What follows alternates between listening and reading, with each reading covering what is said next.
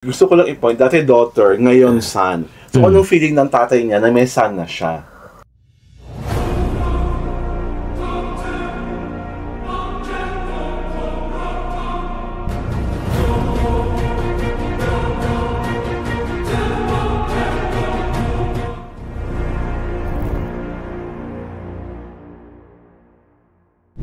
It's already feeling Christmassy inside our studio. Just look at the beautiful pancetta setting, right? This is Alawad Ignacio, the diva that you love. Together with Miss May Kumaring Ultra Maldita. Hi, this is Alex Brosas. And you are watching The Kitty Show. Tarayana Talakayan Showbiz Edition. And just like that, hindi ba? November 23 na. Ang lapit-lapit na talaga ng Pasko, mare. At bago natin i-celebrate ang Pasko at mali-uli tayo sa mga poinsettia flowers na to na sana next time, totoo, di ba? Parang nakaka-third world pag plastic kasi ang deco. Grabe ka naman. Anyhow, parang hindi bagay sa branding ng The TT Show. Ilan po na ating organic subscribers? Well, we now have 7,000. Ay! 14,000! Sorry! Kinalahati ko. Oo nga, 14,000 times 2, di ba? Yes. 14,741 plus subscribers. Well, thank you. Diba? Thank you very much for all our subscribers. Thank you for watching. Thank you for making us feel your love. And most importantly, to those who do not like what we discuss here, ay di huwag kayong manood, di ba? Wala namang pilitan to. Parami ang troll namin. The last time I counted, 10 na sila. Diba? And now, Mare, for our easy round, because I read this, sa istorya na sinulat mo, let us talk about Nick Chien. Right now is already considered the son of Miss Lea Salonga and Robert Chien. What is the latest sa kanyang buhay? Kasi merong what was that event? Yung from November 13 to 16, parang transgender awareness ba yun? Parang National Transgender Awareness Week. So tinaon niya, he posted a photo and a series of photos actually sa kanyang Instagram, official Instagram account, Nick Chien Official. Okay. Ang siyempre may shock factor. Yes. Kasi talagang he posted his picture na half naked. Di ba? Oo. So, it was to make the public know na breast removal na siya. Breast removal surgery na siya. Because according to her story, meron siyang gender, yun?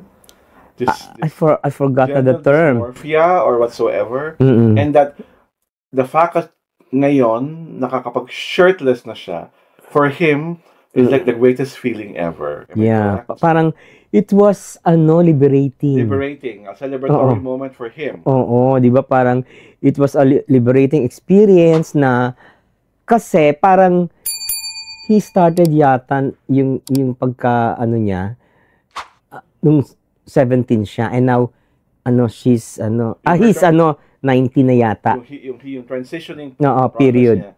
When he was 17. When he was 17, doon start. Ngayon na. So, 19. Nick Chien, to those who are not in the know, ay ang dating daughter ni Miss Lea Salonga, ni Mr. Robert Chien, na Nicole ang pangalan.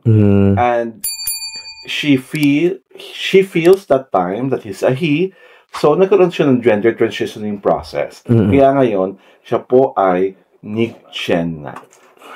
Ano makasabi mo sa transformation na to? Coming from the perspective of a gay person na one time in his beautiful life, nangarap rin magkadede.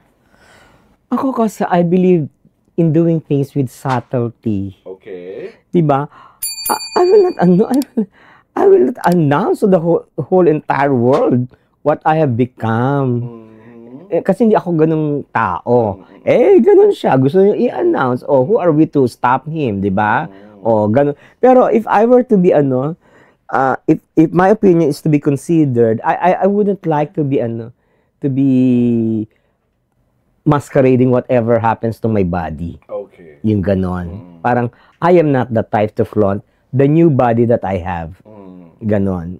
Pero no offense meant to the people who loves to, make public kung ano yung changes sa kanilang katawan. Dahil una-una, katawan naman nila yan, di ba? Pero ako, I will not do that. People are saying he's better looking than Ice Guerra and Jake Cyrus. What is your comment? Very true. Okay. Oo, pagka inano si Aiza, pinagtabi sa kanya, at saka si Ice pala, si Ice, Si Jake. at saka si Jake. Si Jake pa medyo may angas na medyo manly. Pero yung Ice, hello.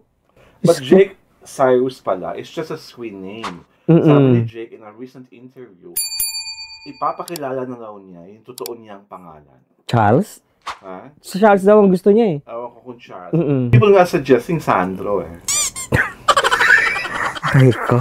May pun intended? Is there a pun intended? My God. I'm not the one suggesting ha. It's the people. Diba? Kasi raw they like, they can pass on as cousins. Not even. Brothers. Try na natin. So, kung si Ice ang least pogi, siya naman ang may pinakabonggang boses. Among the three? Among the three. Because I don't know if Nick is singing it. Jake.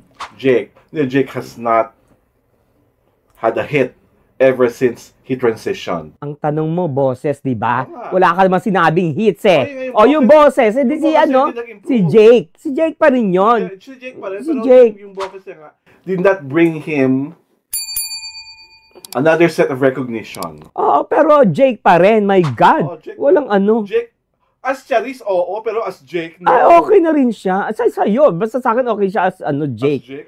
Kaysa naman kay no? As Jake, no, he's not the art. He's not proving his metal as the artist Jake. I'm curious lang ako about this Nick Chen transitioning story. Is that I'm just wondering, bakit napaka-private at napaka-quiet ni Sir Robert about the whole thing? Maybe because super supportive. Oo, super supportive. Natin. But kay Sir Robert, wala kang naririnig, wala kang alam. And hindi ko na nakikita yung buong pamilyang magkakasama. And whatever, dati kasi, Sir Robert used to watch all the plays of Leia, all the concerts. Bisa may mga family bonding pa sila. There was even a time na nag-double date si Robert, si Leia, si Aga at si Charlene. But now, wala na ganung mga larawan. Well, people change. Oh. Di ba? What you used to see is no longer ganon. People kasi are speculating that Leia daw and Robert are already separated. Well, they can believe their together. They can believe in whatever speculation they want to believe, di ba? Not unless coming from Leia or Robert, magiging official 'yon, di ba? Kasi I really want to know yung perspective niya kasi, di ba, father siya. Tapos yung daughter. Hindi, very private si Chen. He was siya. never quoted anything in the past. He was never quoted. He was never asked. He never publicly, di ba, made a statement over something. Walang ganon. Unlike Leia, di ba? Si Leia, pagka, di ba, very vocal sa mga statements. I can understand him not vocalizing any statement with any other matter. But because this is your child you're talking about. Pag anak mo, wala ka pa rin, quiet pa rin. Dapat. He is giving the limelight to his son. Ayaw niyang Kita mo wala nga statement di si Leia, di ba? About yung transition ngayon, di ba? Wala. Sabi naman ni Nick sa post niya, support naman ang kanyang boss. Kaya nga, di ba? So that's it. They don't want to be dragged in a public discussion na actually medyo sensitive, di ba? Kasi nga nagpa-transplant. Opera, di ba? Hindi, curious lang kasi syempre, yun nga, ang gusto ko lang i-point, dati daughter, ngayon son. So, anong feeling ng tatay niya na may son na siya? Alam mo, everything yung mga ganyan, there is a process. May proseso yan. Hindi yan kaagad na So, ngayon parang, maybe Sir is still processing it. Oo, di ba? Maybe hindi pa siya na fully processed, di ba? At saka obviously no one has asked him that question. Kaya hindi siya nagpa-public ano. Ito. Kaya walang ano. Ito ang wala ka question. Ay. Ang aning kauna-unahang letter sender na Miss C. Tris. Hello from the Washington State. SB19 has bridged my disconnect sa Filipinas. My demand makes me so proud to discover our culture again.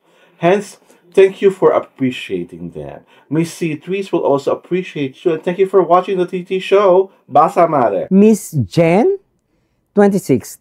Thanks po sa pag-feature sa SB. We truly appreciate you guys. And Miss Jen, we appreciate you as well. Ito, si Shih Tzu. Thank you, the TT show. Alwin and Alex, your show is my weekly dose of showbiz news with wit and relevance. You're my Caffeine. on the weekend. I'm based in the US and his name is Lou. Lou. His name or her name is Lou. Kasi di ba na-request natin, hindi ba yung totoo niyang pangalan? Okay, basa. Just JM, Panay Jaya, mas gusto ko ito sila. Kesa dun sa madaming ang subs, mga fake faces naman. Ay, good. Meron ba mga fake faces? Slow clap na lang makasabi ko sa'yo. Just JM. Nakakalok. I hope you're Juan Miguel de Guzman and because I so love him. Ayan na naman. And on that note, wala na tayong oras. This Meron is pa. Alex Ignacio, the diva that you love. Together with me is my kamaring Ultra Maldita. Hi, this is Alex And Brosas. you are watching the Pretty Show. Tara yan na Talakian Showbiz Edition.